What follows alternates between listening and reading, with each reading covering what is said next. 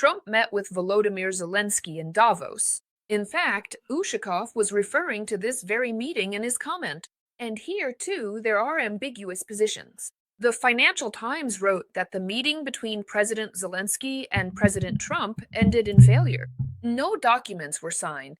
However, the President's office, in turn, stated that the signing of any documents was not planned at all. Meanwhile, Axios reported that this was one of Zelensky's best meetings with Trump, and that Trump was in a very good mood. And also that there was no agreement reached. This is reported by the Financial Times. What does the president's office say? They say that the meeting was very productive and meaningful. I quote what was written on Zelensky's official Telegram channel. A good meeting with President Trump, productive and meaningful. We discussed the work of the teams, and in fact, meetings or communications are happening almost every day. The documents are even more prepared now. Today, we talked about air defense for Ukraine.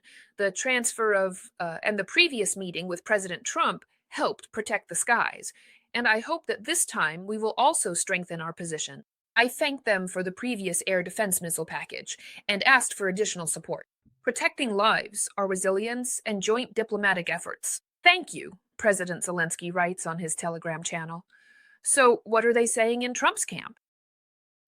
So Trump also spoke with journalists after his meeting with Zelensky and said that the meeting was very good. It lasted about an hour. The U.S. leader also reminded that a meeting between his special representatives and Putin is expected, which we've already discussed, and added that his message to the president of the Russian Federation is that the war in Ukraine must end. This is what the President of the United States of America, Donald Fredovich Trump, says. And let me remind you what preceded this meeting, right? So at first, there was information that President Zelensky was not flying to Davos because there would be no meeting with Trump. Then, Trump, speaking in Davos, said that he planned to meet with President Zelensky. He actually says it somewhere here in the hall. Well, it's hard to believe that Trump didn't know Zelensky wasn't there, right? But nevertheless, then Zelensky urgently flew to Switzerland. This was reported by his spokesperson, Sergei Nikiforov. He said that the president is flying to Switzerland. Then he arrived, and yesterday at 14 o'clock, the meeting between President Zelensky and President Donald Trump began, which lasted for an hour. Trump said the meeting was good. The president of Ukraine said that the meeting was productive. Meanwhile, the president also spoke from the stage, well, at a panel discussion in Davos, and made a number of statements. First of all, he called on Europeans to unite and complained that Europe is fragmented, that pressure needs to be put on Putin. And it can't be that tankers of the Russian Federation from the Shadow Fleet are calmly sailing along the shores of Europe and nothing is happening. The president of Ukraine also made an interesting comment about Maduro. Let's listen. Let's look at the Western Hemisphere. President Trump carried out an operation in Venezuela, and Maduro was arrested, and there were different opinions about this. But the fact remains, Maduro is in court in New York. Sorry, but Putin is not in court. And this is the fourth year of the largest war in Europe since World War II. And the one who started it is not only free, he is still fighting for his frozen assets in Europe. And you know what? He's actually had some success. That's true. It is Putin himself who is trying to decide how Russia's frozen assets should be used, not those who have the power to punish him for this war. Fortunately, the EU has decided to freeze Russian assets indefinitely, and I'm grateful for that. Thank you, Ursula. Thank you, Antonio, and all the leaders who helped. But when the time came to use these assets to defend against Russian aggression, the decision was blocked. Putin was able to stop Europe, unfortunately. Next. Unfortunately, says the president of Ukraine. And then he goes on to talk about this whole story with the oil that is circulating along the coasts. Yes, and that this also needs to be noted. So that's the situation here. I also suggest you pay attention to what the president said about these oil tankers along the European coasts. They are being transported right along the European shores. This oil is funding the war against Ukraine. This oil is helping to destabilize Europe. Therefore, Russian oil must be stopped, confiscated, and sold for the benefit of Europe. Why not? If Why not? The president asks. And another interesting point was regarding Greenland.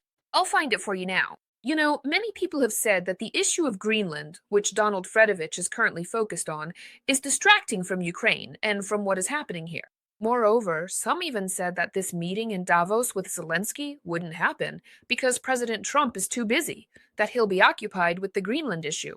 Trump isn't giving up, let's say, his attempts to acquire Greenland, and he says it's because of security concerns. Here's how President Zelensky responds to this.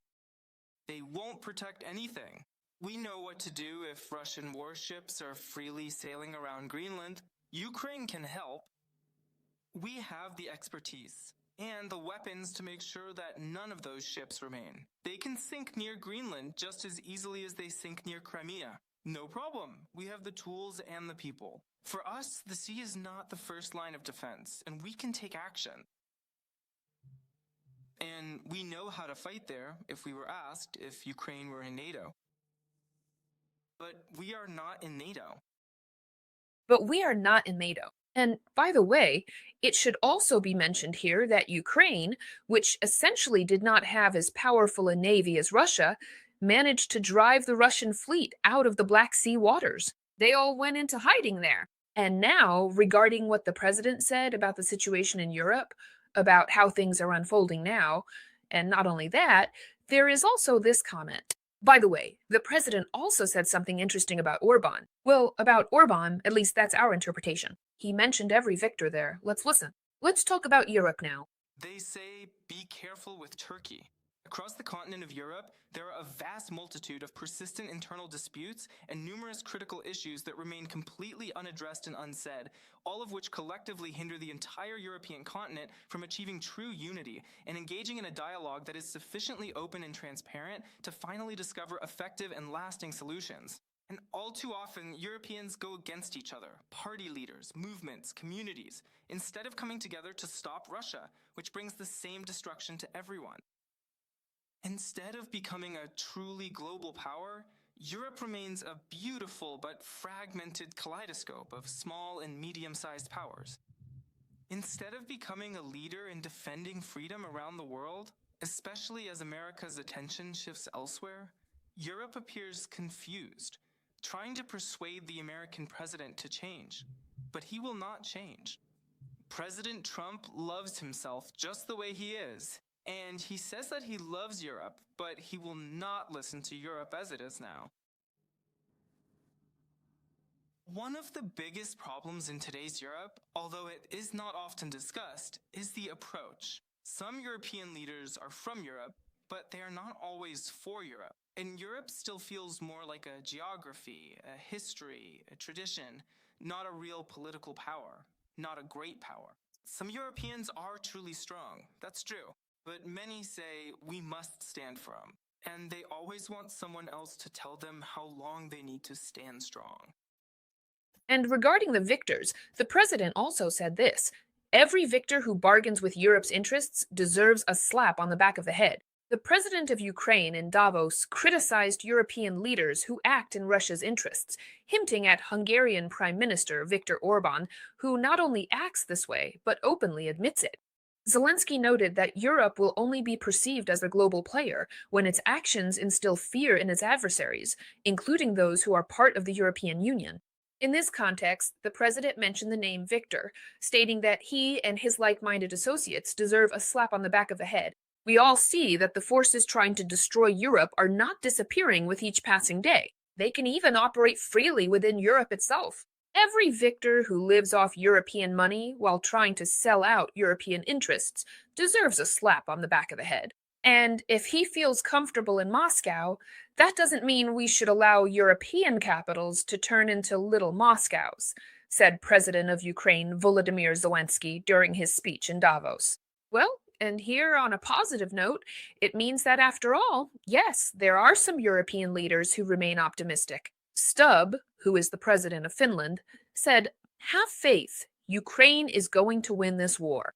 What was the point of 34,000 soldiers of the Russian Federation dying in December just to claim they took Kupiansk, even though that never happened? Stubb asked this during a discussion at the Economic Forum in Davos. So Europeans still have faith in Ukraine, they have faith in Ukrainians, and we have faith in our armed forces and will continue to support them as well. Anastasia, good morning. I'm very glad to see you.